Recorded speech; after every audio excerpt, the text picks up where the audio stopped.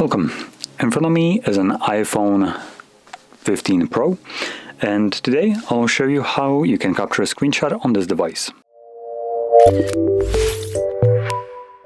So, to get started, open up content that you wish to capture.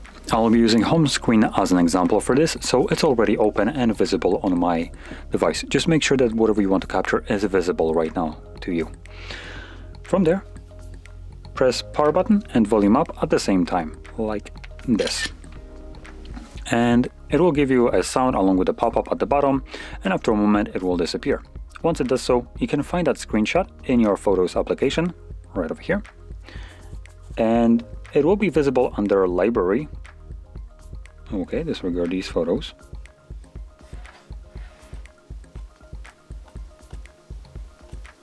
Oh, no, where is it? There we go. So once you go to all photos, you can see it right here. So there is a screenshot.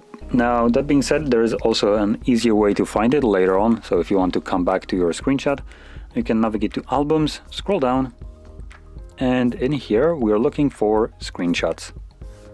And you can see it, it's right here. So there we go. Now, if you found this very helpful, don't forget to hit like, subscribe, and thanks for watching.